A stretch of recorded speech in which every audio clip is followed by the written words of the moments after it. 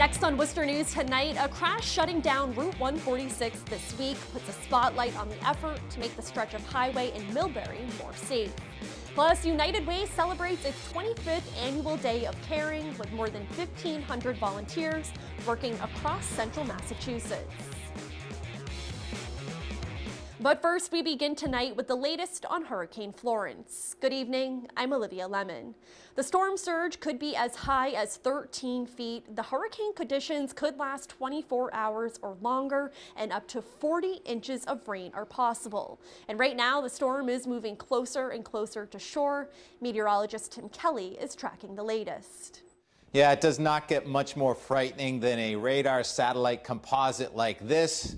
Within about 105 miles of Wilmington, North Carolina, Florence did weaken a little bit, but it's an expansive storm, and it's still a Category 2 hurricane, and there's a huge area with a tornado watch now on top of the hurricane warnings. Tornado watch from Cape Hatteras right down to near Wilmington. These rain bands coming in, so each time a rain band comes in, we're seeing gusts 60 to 80 miles per hour. The buoys are reporting sustained winds of 60 to 70 with seas of 30 feet, and it's going to be hours and hours. This storm may not actually have the eye come ashore until later tomorrow or even early Saturday, as it's a slow progress. Outer bands south of New England. Note the clouds in New England, the showers we had last night pushing off. So we have much drier air. Sunshine today. Mount Washington points north. A very nice day. That drier air ever so slowly coming in. The sun is coming out here. We'll talk about when, how much, and more on the Florence track in a few minutes. And more crews from Massachusetts are heading to the Carolinas to help with relief efforts. Cassie Arsenault has the details from Canton.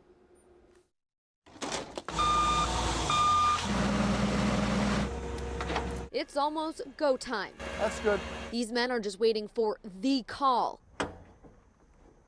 These massive generators are their business, and while they aren't necessarily considered first responders, they will be some of the first boots on the ground after Florence hits. Adrenaline pushes you through, and the fact that you're helping something or somebody just puts it over the top. FM Generators is ready to hit the road with 6 generators and more than 24 employees. Some of them have legitimate medical issues and need to have that generator up and running. This isn't their first natural disaster or crisis. They were in NYC for 8 months after 9/11, along with Hurricane Sandy and Katrina, just to name a few. It was pretty gruesome. There is occasionally still dangerous situations out there. You get trees leaning on poles, and who knows when they're going to come down. So, when people are in need after a major storm, FM Generators isn't far behind. All right, should time up. Heading out on the front lines of a crisis. Yeah, it is, but it's rewarding. FM Generators could get that call at any moment, or they could get it 48 to 72 hours after Hurricane Florence bears down on the Carolinas. They're just standing by, ready to go when they get that call. In Canton, Cassie Arsenault, Worcester News Tonight. A Worcester man is indicted on a murder charge Thursday in the killing of his mother last December. According to the Worcester County District Attorney's Office, 27-year-old John Madulka was charged with murder in the death of his mother, Ellen. Madulka was previously committed to Bridgewater State Hospital for a psychiatric evaluation. A forensic psychologist says it appears Madulka was not taking his medication at the time of the killing. His case now moves to Superior Court. 2 Worcester men are charged with sexually abusing 2 17-year-old girls. According to the DA's office, 39-year-old Richard Saya is charged with trafficking a person for sexual servitude, and 43-year-old Gennaro Cabeza is charged with rape. Both are facing several other charges. The warrants for the 2 men were obtained by the State Police High-Risk Victim Unit following a lengthy investigation. No charges will be issued in a fatal bike crash in Worcester. 4-year-old Josiah Rivera was killed in August when he was struck by a vehicle while riding his bicycle in Plumley Village.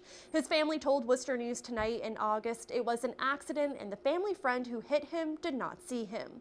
Worcester police say after a complete investigation, charges will not be filed. A multi-car crash in Millbury reminds residents how dangerous a stretch of Route 146 can be. The town says they hope construction will help fix any concerns. Our Chandler Walsh joins us now to explain. Chandler? Olivia, a major crash Wednesday heightened traffic in and around the construction zone of 146. Ironically, the construction is being done to improve traffic and make roads safer. Mass DOT says the project will add lanes to 146 as well as rotaries coming on and off the route at exit 8. Cars zip by on 146 in Millbury. Both sides coming over the bridge where it goes to 2 lanes there, people they speed up instead of slowing down. Tony Sauter drives the highway often. He says he thinks the road is safe, but can be tricky where lanes narrow due to construction by exit 8. And I think people get a little nervous and sometimes make some bad decisions in that area. Wednesday, multiple vehicles, including a tractor trailer, were involved in an accident by the construction. We always expected someday we were going to have something like this. It just took a lot longer than we expected. Millbury Fire Chief Richard Hamilton says 2 people were extricated, but all are expected to be okay. He says a fuel leak from the tractor trailer posed extra hazards when responding. One of these saddle tanks on the tractor trailer split open. Initially we thought maybe 50 gallons of fuel was leaking out. We're looking at maybe more like 100 to 150 now. Chief Hamilton says 146 wasn't built to handle the amount of traffic it receives. He says it's part of the reason for the construction, and while it's going on, he advises drivers to slow down. No matter what they tell you, when you have narrower lanes, things always get dangerous, and one little move in one person's part. The state project is set to be complete in 2020.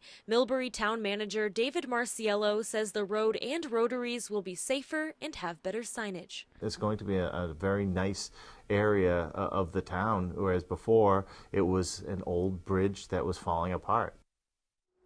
Mass DOT says the project is more than halfway complete. Chief Hamilton says once finished, the area of 146 will be 6 open lanes. Chandler Walsh, Worcester News Tonight.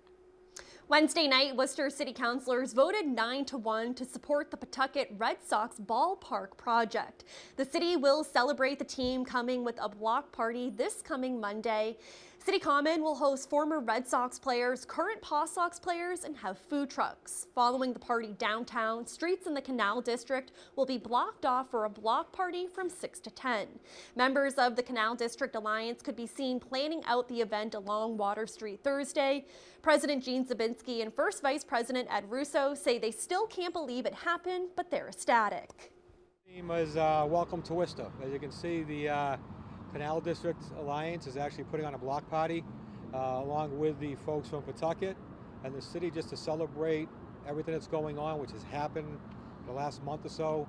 We're blocking off Water Street. We're going to have vendors on the street and a beer and wine garden. So it's going to be a Canal District party. And Zabinski says they're planning for 10,000 people to be in attendance. Albert Boston Flaherty was at last night's City Council meeting and has more on how councilors voted in the ballpark project. The Worcester City Council votes to approve the $240 million Pawtucket Red Sox project. Many of us have heard some of the concerns and we've waived the option, and I think, it seems like it's pretty favorably. 2 public meetings were held to discuss the deal to build the ballpark in the Canal District. City Councilor Sarai Rivera says she's excited but still wants to have public conversations. It's really important for a community to be activated in their voices and be able to say, these are my concerns, or this is why I support this project. At the meetings, many said they wanted local people getting the construction jobs. Rivera says she would also like to see that. Jobs that are economically sustainable and economically, mobile for people, where they can actually support families. City Councilor Connie Lukes was the only councilor to vote no Wednesday. She says she still has questions, including the proposal's claim no money will come from the taxpayers. I find that very hard to believe given my past experience here. And given the fact there's still items pending, the community benefits agreement is still pending. They're still working on it. City Manager Ed Augustus says time is of the essence because they plan on getting the project done by the spring of 2021. Every week that we have is important to making sure that not only the ballpark, but the development that is paying for the ballpark, as well as the infrastructure in the area, gets completed in a timely way. Rosalind Flaherty, Worcester News Tonight. The Speaker of the Massachusetts House of Representatives, Robert Deleo, in Worcester Thursday. Deleo met with the Chamber of Commerce and other city leaders to discuss his achievements this current session and what his priorities are for next session. Chamber of Commerce President Tim Murray also gave Deleo a Worcester Red Sox jersey in honor of the team coming to the city. Deleo says he's excited for Worcester's future. I'd be a liar if I didn't tell you my biggest reason for being here, because I love baseball. And I'm really excited about the new PawSox. I think that's going to be a major help in terms of helping the city. And Thursday's visit was part of the Chamber's President Council meetings. Giving back to those who give back. Thursday, the United Way of Central Massachusetts hosted their annual Day of Caring. Thousands of volunteers worked on community projects across the area, all aimed at helping local nonprofits. Our Cam Jandro joins us live now with more. Cam? Olivia, President Tim Garvin says he was so anxious about this event he couldn't even sleep last night, especially this year because the Day of Caring is celebrating its 25th anniversary.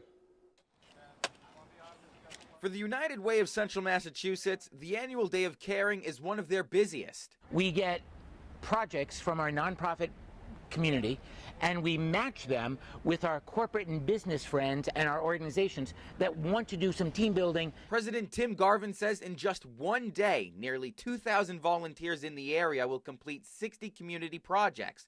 Some include landscaping, cleaning up local gardens, and picking vegetables for food banks. It's everything. And it's all important, and for so many of the nonprofits, it would otherwise not be able to get done.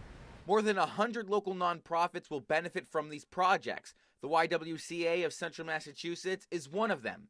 Is helping us support girls getting violence prevention education, youth having access to health and wellness and exercise and skill building. Since the first annual Day of Caring, the United Way estimates having more than 30,000 volunteers take part.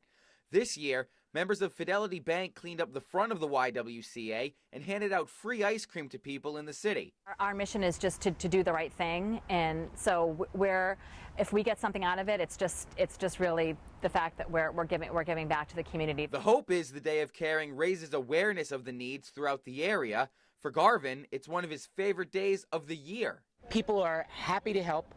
Everybody is smiling, and everybody says this is just a great way of building their team because together we all make this community great. Now, Garvin says even though it is a day of caring, volunteers started helping out yesterday, and the United Way Day of Caring ended at 5 o'clock this afternoon. Olivia? All right, sounds good. Thank you, Cam. A new friend is brought to the Ecotarium in Worcester Thursday. Uncle Beasley the Triceratops was a gift from the Berkshire Museum in Pittsfield, Mass. The dinosaur model weighs 200 pounds. It was created by the same designer who designed Siegfried, a stegosaurus who has been on display in Worcester since 1964. The two dinosaur models represent herbivores from the late Jurassic period.